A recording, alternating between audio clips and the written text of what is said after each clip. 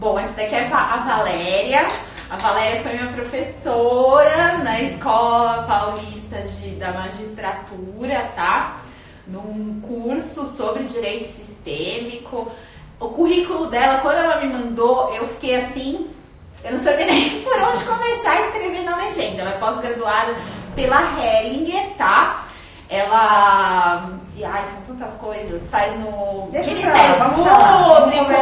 Mas hoje, por que a gente tá aqui, gente? Porque o assunto herança está em alta. Depois dessa confusão que deu a herança do Gugu, o que está acontecendo? As pessoas estão debatendo muito o lado jurídico disso, né, Valéria? E assim, a gente sabe que por trás disso, por trás de uma família, por trás de uma herança, tem muito mais coisas do que apenas os aspectos jurídicos, certo? Certo. Então, eu vou fazer a primeira pergunta para você, que é assim, a pergunta mais básica que tem.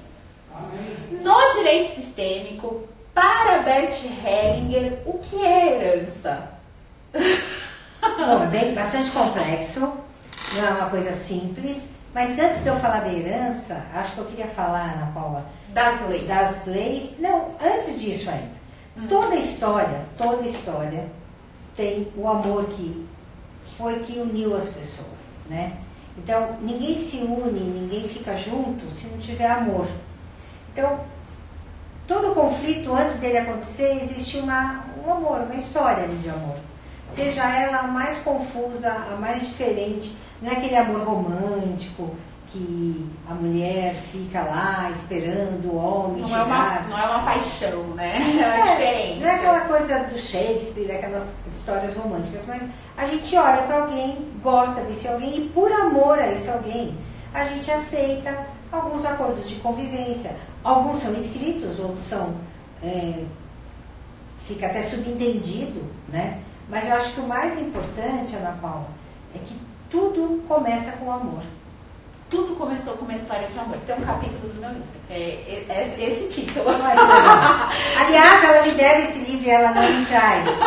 E eu já mostrei para vocês o livro dela de mediação. Então, Valéria, me diz uma coisa. Explica melhor essa dinâmica que acontece entre os casais, que às vezes é uma dinâmica oculta, né? Que eu acho que é isso que o direito sistêmico fala, que o Bert fala, e às vezes é escrito, né? Como que é isso? Bom, como acontece isso? É sem a gente perceber? As dinâmicas vão acontecendo e a gente vai honrando os antepassados em algumas histórias. Então, herança, a grosso modo para Bert Hellinger, ela nem deveria existir. Você deveria usar o seu dinheiro com você, né? Porque se a gente for pensar, se alguém está esperando resolver a vida quando ganhar uma herança, ela está querendo o quê? Que aquela pessoa que está viva morra para ela receber herança. Então, são olhares, né? São posturas que acabam se confundindo. Então, eu quero que meus pais morram para eu poder usar a herança deles, assim eu consigo dar conta da minha vida, assim eu consigo resolver as minhas pendências financeiras. Então eu fico desejando que o outro morra porque eu preciso do dinheiro. Então a herança ao mesmo tempo pode ser uma bênção, ela pode ser uma maldição. Sim. Né? Quantas vezes a gente herda um dinheiro que foi ganho através de mortes, de ter subjugado outras pessoas, com desonestidade. Então, muitas vezes uma herança, quando ela vem, também não tem o mesmo propósito de vida. Quantos filhos, às vezes, recebem uma empresa como herança, mas eles fizeram outra formação, essa empresa não é algo que ele quer levar adiante. Né? Nas empresas familiares acontece muito disso. Por isso, quando a gente trabalha com sucessão, quando a gente permite que o planejamento sucessório seja feito de forma consciente, e às vezes os herdeiros se retiram e colocam pessoas competentes para administrar mesmo a empresa, às vezes elas não falem por isso, porque os herdeiros se dão conta que eles não têm o mesmo propósito para dar andamento naquela empresa. Né? Então, de um modo geral, as heranças, quando a gente escuta alguns casos, raramente as heranças são divididas de forma igualitária e todos os herdeiros ficam felizes. Geralmente algum fica insatisfeito, né? Geralmente. E aí a gente fala que o dinheiro é dos pais, eles podem fazer o que quiser, dividir como eles quiserem. Aliás, eu não entendo muito bem da parte jurídica, mas pelo que eu sei, 50% se a pessoa... a gente fala que é a legítima. 50% de todo o seu patrimônio você pode dar para quem você quiser. Pro gato, pro cachorro, pro porteiro, pro teu amigo, pro teu vizinho, pra tua amante. Tem algumas coisas peculiares. Mas você pode dar para quem você quiser 50% do teu patrimônio. Só que tem os 50% que é reservado aos herdeiros necessários, que a gente chama. E esses herdeiros necessários, eles têm uma determinada ordem que eles vão receber essa herança. Então, primeiro vão vir os filhos, depois vão vir os pais daquela pessoa, se ela não tem filhos, e depois o cônjuge ou o companheiro. Mas, dependendo do regime de bens, esse cônjuge ou companheiro também vai concorrer com os filhos. Então, assim, tem várias regras sucessórias que fazem essa herança ser dividida. Então, depende do regime de bens, dos filhos, da situação daquele casal. Muda muito de um caso para o outro, de um caso concreto para o outro, de provas, de documentos, de bens. Por isso, quando a gente vai avaliar, por exemplo, o caso do Gugu, não dá pra gente falar com certeza as coisas. A gente fala baseado na lei e, assim, suposições, porque a gente não tem acesso a documentos, não tem acesso a nada, entendeu? Sim. Mas o que eu vejo, assim, as pessoas brigando muito por isso, e, assim, brigas que duram anos e anos, né? E eu já vi, assim, por exemplo, constelações familiares, lá na Hellinger, no workshop, eu lembro, que era de um imóvel lá, de um terreno em herança, que aí na constelação familiar eu acho que a pessoa conseguiu tirar aquele emaranhado. Às vezes, aqui no consultório, eu já recebi muitas pessoas com questões de herança e, particularmente, eu tenho uma cliente que tem muita presença, muito autoconhecimento, a gente trabalha há muito tempo e quando a mãe faleceu e o pai também, mas quando a mãe faleceu, para ela foi muito difícil poder receber herança porque ela achava que não era merecedora dessa herança. Porque ela falou, a hora que a minha mãe ia começar a usufruir da herança, que é uma pessoa que veio do Nordeste, sem nada, construiu tudo com muito esforço, muita garra na área da educação. Quando ela ia começar a usufruir, ela falece. Então, nós fizemos um trabalho muito bonito de honrar essa mãe e ela, como já vinha junto com a mãe, fazendo uma sucessão na empresa mesmo, na escola, depois de alguns trabalhos, ela pôde agradecer essa mãe, honrar essa mãe e hoje a herança não tem peso para ela. Ela consegue receber herança de uma forma leve, mas foi um trabalho e tanto, porque fica pesada, sabe? Sim. Fica, às vezes, e olha, era o mesmo propósito, elas já trabalhavam juntas na escola, ela foi sucessora da mãe, foi feito todo um planejamento sucessório, só que quando a mãe ia começar a usufruir, ela falece. Então aí quando ela recebe a herança, ela percebe o peso dessa herança. E olha que não era que ela não trabalhava junto, mas ela falou, a minha mãe construiu tudo isso, eu não estou achando justo eu usar. Sim. Né? Então, emocionalmente, às vezes a gente não se dá conta do que receber um presente, que pode ser uma herança, pode ser uma maldição para alguns também. Sim. Então, depende de onde vem o dinheiro. Eu acho que, como vem o dinheiro. por exemplo, nos Estados Unidos não tem essa parte, a legítima, né? Então você pode fazer o testamento de 100% dos seus bens. Então, na visão do Hellinger, por exemplo, da constelação familiar, seria melhor você poder dispor para quem você quiser isso? No livro Leis Sistêmicas, ele fala um pouco da herança. Ele fala que tem momentos que o melhor é abrir mão da herança, porque como ela não vem com o mesmo propósito dos herdeiros, como ela vem, dependendo de como ela vem, se ela vem de um dinheiro que não foi roubado ou foi usado através de subjugar alguém, às vezes é mais leve não receber herança. E aí é polêmico, que fala, como assim? A pessoa que dá também, né? Sim. Que deixa a herança mais... Mas o mais importante é que assim, os filhos acham que tem direito àquele dinheiro. E eles não têm. Na verdade, o pai deixou, a mãe deixa porque quer. Mas é aquilo que você falou, aqui nós temos uma lei que nos protege, que pelo menos os herdeiros têm 50%. Exatamente. Mas é interessante, os Estados Unidos, se quiser dar integralmente, pode dar. E isso que o Bert fala, o dinheiro não é dos herdeiros, o dinheiro é de quem conquistou. Agora me veio uma pergunta, e aqueles pais que eles doam tudo para os filhos já em vida? Isso é saudável, não é saudável? Por exemplo, o pai já pega e doa toda a empresa para os filhos, já dá um apartamento para cada filho, isso é saudável ou não é saudável? Eu não posso te dizer se é saudável ou não, porque cada caso é um caso. Sim. Mas eu já vi famílias que os filhos recebem em vida, acham que foi pouco, porque tem muitos pais que dão uma parte em vida e fica com uma outra parte para viver. E aí os filhos acham que o pai tem a obrigação de dar o restante. Então é tão polêmico isso, porque a pessoa fica uma vida inteira amealhando dinheiro ou bens, e a hora que ela dá ainda tem filhos que acham que não receberam o suficiente, né? Então, deste ponto de vista, ela pode não ser saudável, porque não é honrada, não é com gratidão que é recebido. Então, por isso que o Bert fala no livro Leis Sistêmicas que ela pode ser uma bênção ou uma maldição. E a forma com que ele vem também trabalhando, ele fala, às vezes é melhor você nem pegar a herança, porque ela vem de uma forma pesada, né? Não vem leve. E vai depender de como também os herdeiros vão levar adiante isso. Muitas vezes você vai descobrir filhos ilegítimos que vão reivindicar a herança. Aí descobre-se uma traição, já começa todo o emaranhado, né? Porque, como assim, meu pai então tinha um filho ilegítimo, ninguém sabia, aí fica aquela briga, não, meu pai tá... Quem veio primeiro, se for o filho ilegítimo ou se for os outros legítimos, né? Sim, porque tem a lei de hierarquia, né? Que os filhos devem obedecer uma ordem, né? Sim. E de repente aparece alguém de fora daquela família, ou mesmo um excluído. E um excluído, aparece um excluído na hora de uma herança. Esse filho que não estava sendo visto. Sim. Quantas vezes ele descobre que tem uma herança, ele vai reivindicar essa herança.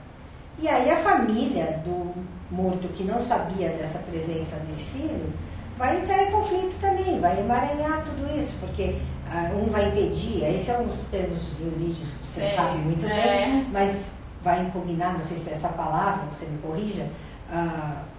Não, é que todos os filhos têm o mesmo direito hoje em dia, não importa a origem, entendeu? Então, mas aí eu não sei se ele é filho mesmo, não tem o DNA feito, como é que vai provar que é filho? Aí começa todas essas confusões. Sim. E fora que assim, toda vez que você tem uma relação com alguém, ela tem acordos de convivência. Alguns são escritos.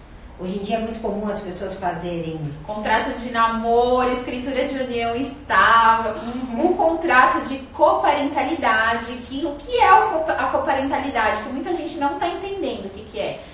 Vou explicar, posso abrir um parênteses não sistêmico para explicar aqui? A coparentalidade é o seguinte, por exemplo, eu quero ter filhos e eu não tenho um namorado ou alguém para ter filhos. Só que eu não quero fazer uma reprodução humana assistida e pegar um espermatozoide de um doador. Eu quero que meu filho tenha um pai. Mas eu não quero ter um relacionamento afetivo com uma pessoa que eu não goste só para ter filho. Mas eu tenho um amigo, por exemplo, que é muito legal, que tem as mesmas ideias que eu, que tem a mesma condição de vida, que também está afim de ter um filho. Então a gente faz um contrato de coparentalidade para ter um filho em comum e eu ser a mãe, ele ser o pai, mas cada um toca a sua vida separadamente. Tá? E aí que eu falo do amor. Às vezes, como eu gosto de você, você é um amigo que eu admiro, que eu sei que é uma pessoa íntegra, por amor e para ajudar, na boa intenção eu aceito. Só que por detrás, às vezes, vem pensamentos e a gente não vai pôr de uma forma transparente. E aí fica um contrato lá no papel, algo muito estanque, só que tem outras questões que o relacionamento vai fazendo acontecer e a gente não vai falando, vai ficando por debaixo do pano. Então, o que acontece? As relações humanas, elas não são tão quadradinhas que uma lei só consegue dar conta. Quando começa algo que eu não gosto aqui, que você fez, mas poxa, eu estou me dedicando, os filhos são nossos, mas eu não sou só mulher, mas eu estou lá todo dia, estou cuidando desses filhos, você me ajuda. Mas isso também acontece com os divorciados e separados, esses questionamentos. Isso, né? Porque eu me dediquei mais, eu deixei de trabalhar, eu paro de trabalhar para cuidar dos filhos. Mesmo na coparentalidade, essas mulheres que param, que a pessoa tem um bom dinheiro, fala, não, eu posso te sustentar, e você cria os filhos. Só que em algum momento da vida pode ter algo que não deu certo. E aí o que acontece? Você é deixada de lado, é excluído. Né? Então, toda pessoa que é excluída, ela quer ser vista. Então, ela vai acionar ou a lei ou alguma forma de ser vista. Você acha, vamos falar da visão sistêmica, gente, a gente não está analisando o caso jurídico, a gente apenas está pegando de exemplo. Você acha que a ex-mulher do Gugu, a Rose, ela se sentiu excluída nesse testamento e por isso que ela foi procurar a justiça? Pode ser uma hipótese? É tudo hipotético aqui, hein? Eu acredito que sim, porque se ela estivesse contente da forma que foi conduzido o processo todo, ela não estaria entrando com mesmo que fosse uma coparentalidade, ela não... Aquilo que você falou, a gente não sabe nada do processo, mas o que acontece? Quando alguém não se sente incluído, ele vai falar, ele vai levantar a mão, ele vai buscar o que ele tem de direito, ou na justiça, ou dentro da família, vai falar com um parente aqui, com outro ali, quer ser reconhecido, né?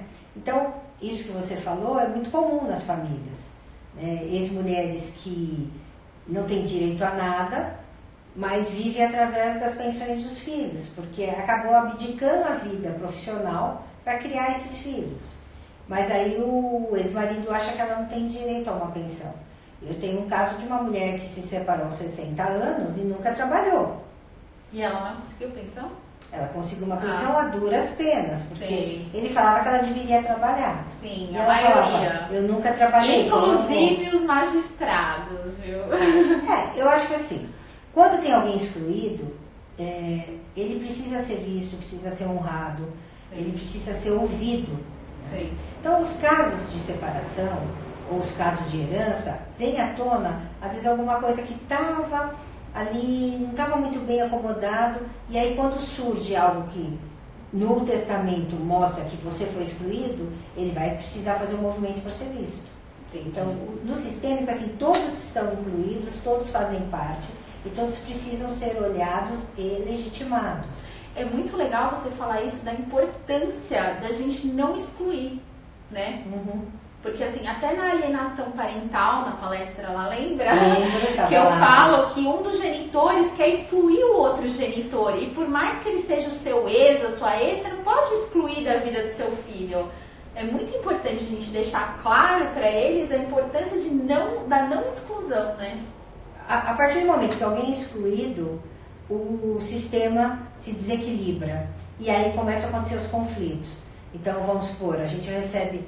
Tem o projeto lá da promotoria que a gente recebe pessoas que foram excluídas de alguma forma e para serem vistas fazem movimentos os mais diferentes possíveis para serem incluídos, que é a questão do pertencimento, a primeira ordem que é pertencer ao seu grupo. Bert Hellinger fala, tem 3 ordens do amor que elas regem as relações. Todo mundo quer ser pertencente àquele grupo. Se ele é excluído, ele vai fazer movimentos para ser visto, para ser incluído. A hierarquia que você falou, quem veio antes tem essa precedência pela ordem do que vai acontecer e de que forma vai acontecer. E depois o equilíbrio entre dar e receber. Que eu adoro essa lei, porque eu falo que é para tudo na vida, né? As 3 leis são para tudo, porque eu dou uma parte aqui, você dá mais um pouco aqui. Isso a gente vai construindo uma relação. Se alguém vai dando sozinho, não tem nem estrutura para sustentar. Então, na hora que você pode equilibrar essa relação, ela fica saudável. Sim. Né? Então, não importa se é coparentalidade, se é separação. Não, agora já veio assim, outra coisa, tipo, minha cabeça viajando. Ela pode também ter sentido que ela deu muito pra ele, a Rose, por exemplo, que ela deu os filhos, que é a coisa mais importante da vida dele, e não recebeu nada em troca. Pode ser? A gente não sabe, gente, a gente tá usando de exemplo, tá? Como a mídia, né, explora muito, eu acho que assim, a gente tem que tomar um cuidado para o não julgamento. Porque Leonardo Boff fala uma frase que eu gosto muito: cada ponto de vista é a vista de um ponto. Então, se ele estivesse vivo, ele poderia dar o ponto de vista dele, ela daria o ponto de vista dela, e aí eles entrariam em alguns acordos. Poderiam fazer uma constelação para harmonizar a relação. Mas como teve uma morte inesperada, uma surpresa ao ler o testamento, então vai ficar os pontos de vista diferentes. E tem da família também, né? Dos irmãos dele, do irmão dela, da mãe dele. As duas famílias, né, estão muito envolvidas, né? Porque nessas tem o choque da morte, né? Que é algo que te deixa ainda, a gente fala no estresse pós-traumático, que foi uma morte prematura e de forma... que as pessoas, é diferente quando a pessoa está doente, você vai se né? preparando. Então, uma morte trágica como essa, muito rápida, assim, te retira também da presença que a gente fala. A gente poderia dizer que ainda está em processo de luto toda a família está confusa, tem informações truncadas, pode ser que chegue um na orelha e falar uma coisa, chega outro e falar outra coisa, e a pessoa vai, aquilo que estava acomodado, que estava em ordem, começa a levantar emoções que talvez ela nem imaginasse que exista. Eu estou falando de qualquer mulher, de qualquer ser humano, não é desse caso específico. Sim. Então, vai aguçando pensamentos e comportamentos que às vezes a pessoa nem passaria pela cabeça dela. Então, a herança, ela movimenta não só a parte jurídica, mas toda uma parte emocional.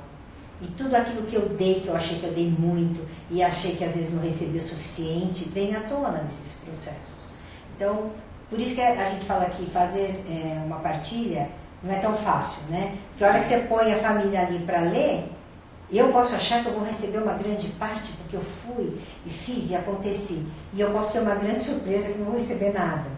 Então, é deste lugar do emocional, dos pontos de vista de cada um, que a gente está falando hoje, né? Então, falando da parte jurídica. O que promove nas pessoas a leitura de um testamento que eu imagino receber algo e que não foi incluído.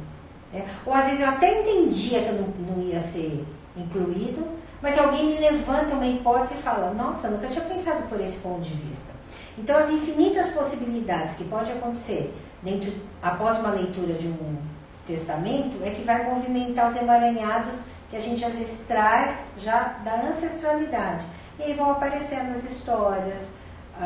E essas brigas judiciais, você acha que prejudica mais as famílias, né? Emaranhando cada vez mais. Tem processos que duram 10, 20 anos. Não, né? Eu tenho um inventário de 73, tá? Olha. O cara morreu em 73, antes de eu nascer. Então quantos anos?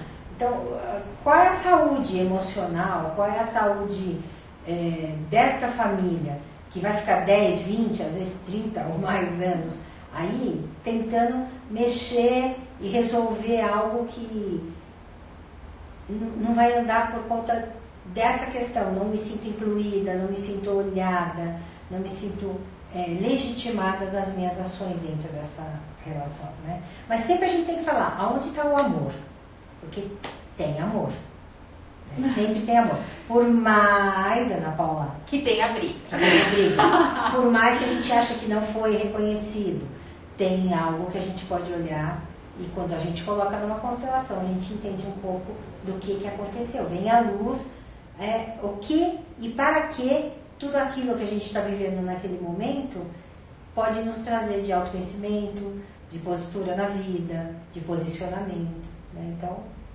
como eu não acredito que nada é por acaso, quando você tem gente que fala assim, é melhor não ter nada, porque quando morre ninguém precisa pegar nada. Não, as maiores brigas são quando tem em patrimônio, em divórcio, sim, em tudo. Então, quando você pergunta bem, é saudável, não é saudável? Não tem a ver com saudável ou não saudável. Tem a ver com aquele emaranhado daquela família que precisa ser dinâmica, colocado né? em movimento para ser visto e legitimado. Gente, a gente vai abrir para perguntas. Se alguém tiver pergunta, pode mandar aqui que a gente responde, tá bom? Como é que você vai ler? Eu consigo Consegue ler ler. de distância? Eu vou um pouquinho perto, tá bom, gente? Pode mandar que se eu ver que tá aparecendo perguntas, ou às vezes a gente tá sendo clara e não tem pergunta. Será? É que não sei, vamos esperar a resposta É um assunto dele. polêmico. É um assunto polêmico. A gente está analisando assim a questão que é mais do que uma questão jurídica, mas eu acho que nós, operadores do direito, temos que ter uma visão mais ampla das questões, porque senão a gente pode estimular um conflito ou querer ajudar a ponto de interferir de uma forma maior do que a nossa posição em uma família. Então, eu sempre falo, quem atua em direito de famílias e sucessões tem que entender o mínimo de direito sistêmico, de constelação familiar, tem que saber as 3 ordens do amor, porque você começa a enxergar diferente e você começa a orientar o seu cliente melhor, né? Tem uma questão também das ordens Da ajuda. Eu ia falar pra você falar isso, porque tem um monte de advogado que me segue. Olá, ela vai falar... gente, essa live tá rendendo, hein? Ela vai falar das ordens da ajuda do Bert Hellinger, que é como a gente atua nos conflitos. A gente, os advogados, como que a gente pode ajudar. Alguns emaranhados acontecem porque a gente tem que dar aquilo que o cliente pode receber. E às vezes a gente quer dar mais, o cliente não dá conta disso. Foge, some, não paga, né? Tem umas confusões assim, né? Muitos advogados falam, as pessoas não me pagam, mas a gente quer dar mais. Acho que tem alguma pergunta ali, Ana Paula. Pode ir falando que eu vou lendo. Vai dando mais do que né? A gente não pode se posicionar como um ajudador, como pai do nosso cliente. A gente não pode fazer pelo nosso cliente. A gente precisa permitir que o cliente tenha a clareza do que é possível e ele cria um movimento. Tem perguntas? Tem, mas a gente responde depois, já peguei a pergunta. E aí, dentro dessas ordens de ajuda, tem uma postura que ajuda muito o profissional da área do direito, da psicologia, de tudo, da vida, né? Que é entender que o cliente ele tem um caminho dele e que a gente não pode interferir nesse caminho. Mesmo que a gente tenha conhecimento suficiente que pode não dar certo ali na frente, né? Então a ideia, faz a pergunta, às vezes eu posso responder. Não, é outra coisa, é elogio. Então, a ideia aqui é que a gente possa trabalhar de uma forma onde, inclusive o advogado, o psicoterapeuta, o mediador de conflitos, ou o gestor de conflitos, possa entender que ele tem um papel, mas ele tem um limite aonde ele pode ir, aonde ele tem que parar. Porque às vezes a gente quer tanto que o cliente ganhe aquela causa que a gente... Mas aí a gente está emaranhado na causa do cliente. A gente está fazendo por nós e não pelo cliente. Eu já escutei gente falar assim, queria separar, agora não quer mais. Ok, não quer, não quer. Não, mas olha, o marido fez isso, o marido fez... Não quer mais separar. Mas foi traída. Não quer mais separar. Sim, eu tenho clientes assim que eu faço uma consulta anual, que eu falo, é o cliente que aparece todo ano. Todo ano o cliente aparece para se divorciar e nunca se divorcia. E some, aí no ano seguinte, agora eu tomei a decisão. Aí vai lá, faz uma consulta e não se divorcia.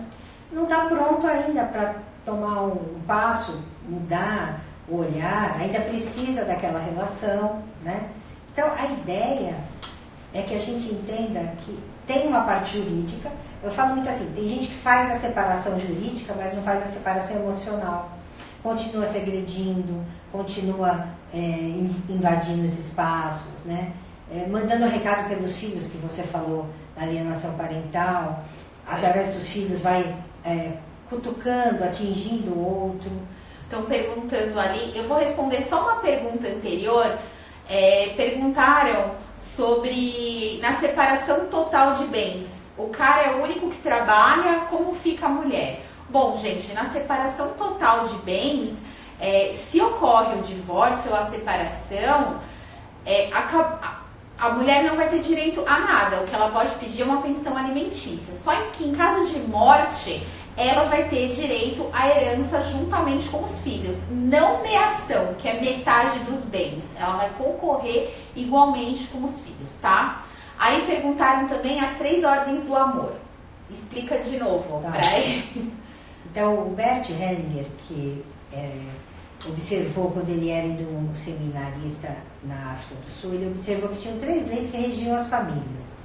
E a primeira lei é a lei do pertencimento. Todo mundo quer pertencer àquele grupo ao qual ele faz parte. E aí, ele é capaz de muitas coisas para que isso aconteça. Ele é capaz de tentar dar vida em prol da vida de outro, de uma mãe ou de um pai. Então, ele faz de tudo para pertencer. Depois tem a lei, que é a hierarquia. Quem vem primeiro tem a precedência para quem vem depois. Então, os pais dão a vida para a gente. Então, os meus, os seus e de todo mundo que está nos assistindo, nos deram a vida. Nós nunca poderemos retribuir a isso. É a única relação que a gente não consegue retribuir, não consegue, né? E tem uma outra que fala que é o professor, que ele passa conhecimento, a gente não consegue passar para ele. Mas eu aprendo muito com os meus alunos. Então, às vezes eu falo assim, não... A gente consegue, sim. O aluno ensina muito, né? Vem com conhecimentos distintos, amplia o olhar do professor. Mas os pais, a gente não consegue retribuir a vida que eles nos deram. O que a gente pode fazer dessa retribuição? É viver a vida mais plenamente possível, honrando a essas pessoas que nos deram a vida, que são nossos pais. Aí depois tem a terceira lei, que é o equilíbrio entre dar e receber. Então, quando você está convivendo com alguém, eu e Ana, ou um casamento, ou amigos, uma parte dá uma questão, outra dá outro conhecimento. Eu nunca tinha feito uma live, a Ana me... Eu falei, Valéria, vamos fazer uma live. Isso, como é que é isso? E aí, estamos aqui hoje, né? Aprendi já algumas coisas com a Ana. Então, esse equilíbrio entre dar e receber vai nos ajudando a ampliar os olhares e a nossa postura na vida. Não sei se eu respondi, que a pessoa queria saber. Respondeu as 3 ordens. Aí, o que estão me perguntando também, se a Rosemiriam está pleiteando o dinheiro dos filhos. Bom, eu acho... É com você, não sei. Eu acho que, em primeiro lugar, esse dinheiro ainda não é dos filhos, né? Na verdade, eles são os herdeiros, mas esse dinheiro a gente tem que lembrar que era do Gugu, né? O que você tinha falado. Isso aí é uma visão sistêmica, não jurídica, o Bert tá? fala assim, da onde veio o dinheiro? Quem trabalhou para ter esse dinheiro? Qual o propósito desse dinheiro? É o mesmo que o seu, né?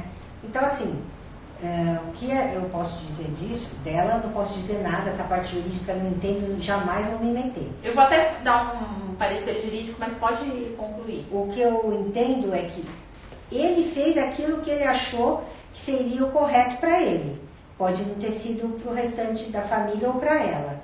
Mas ele tem esse direito. O dinheiro veio dele, né? Que fala. Então, assim, é a parte que compete a ele distribuir para quem ele quer. Dentro dessa visão maior. Sim, né? Da visão maior. Agora, então, assim, juridicamente, eu já não vou deixar com a Ana Paula. Sim, na visão de Bert Hellinger, o Gugu poderia ter feito esse testamento e ter deixado para quem quisesse, certo? Se a gente for pensar numa visão sistêmica. O que acontece? 50% é uma parte disponível. Então, o testamento vai contemplar esse 50% para quem o Gugu quiser, tá? Então, não é que o testamento ele está totalmente inválido. Não. Essa parte ele pode deixar para quem ele quiser. A outra parte é dos herdeiros necessários, que são os filhos, cônjuge, companheiro. O que está acontecendo? A Rose não foi reconhecida por ele como companheira, então a gente não sabe se eles tinham um contrato de coparentalidade, nada disso, mas ela está pleiteando uma união estável para tentar ser reconhecida como companheira para entrar no inventário, tá bom? Deixa eu ver que tem mais pergunta.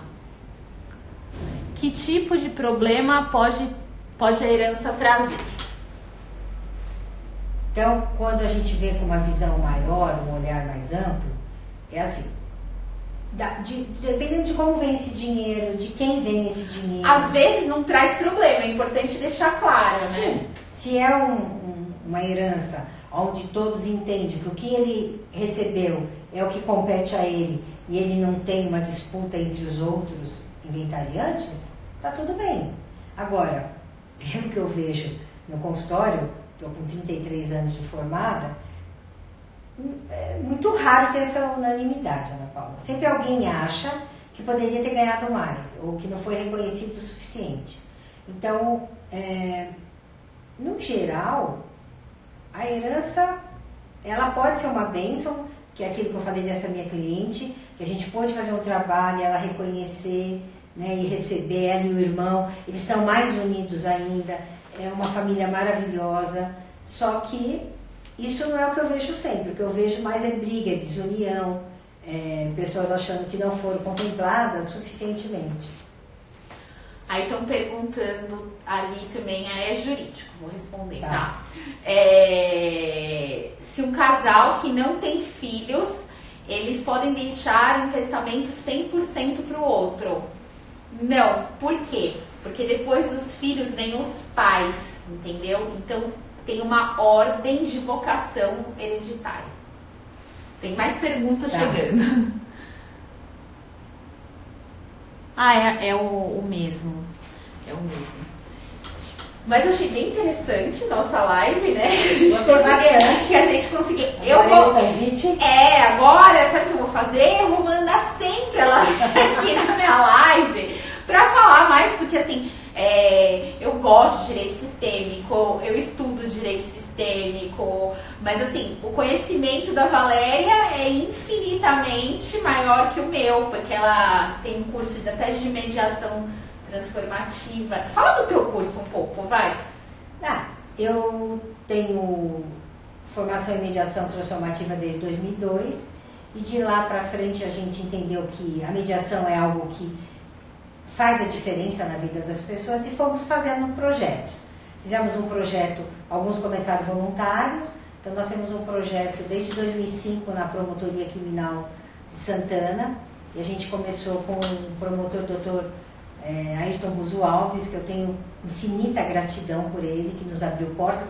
A gente bateu em muitas portas, mas nesse caso essa porta nos abriu. Estamos até hoje com esse projeto, que hoje já virou no IPA, Cantareira, cresceu bastante. Então tem um curso no Ministério Público Criminal, que é dado por nós e mais alguns profissionais. E tem um curso particular nosso, do Instituto TEM, THEM, que contempla a mediação transformativa com um olhar sistêmico, eu já vinha com esse olhar há muito tempo. Então, que as pessoas se transformam. E nosso foco não é o acordo, nosso foco é transformar as relações através de dinâmicas de grupo, de trabalhos e na hora de atender as pessoas com equipe reflexiva e com perguntas que ajudam que os mediados se transformem e possam viver uma vida mais harmoniosa. Acho que é isso. Aí, a última pergunta que eu vou responder pra gente encerrar.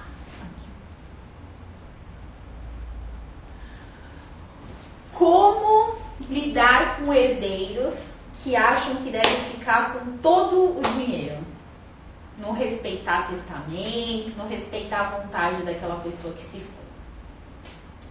foi. Essa é a grande demanda do emaranhamento e por isso as grandes brigas e os grandes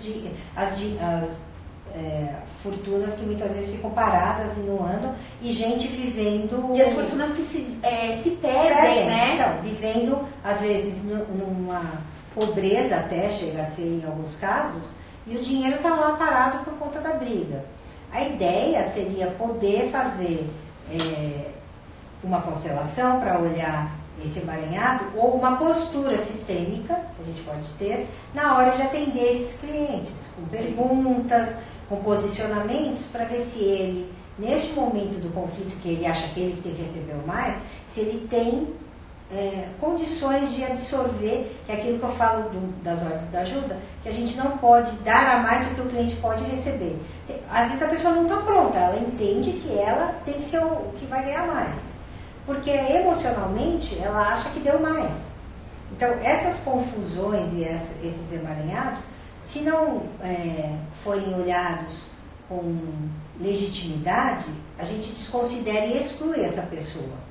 Então a gente precisa incluir esse que acha que tem que ganhar mais, mas através de perguntas de toda uma postura sistêmica, ele vai se conscientizando que ele tem o mesmo direito dentro daquilo que o morto decidiu deixar, né? Assim, não sei se ficou claro. Se não ficou, me fala, tento melhorar a resposta.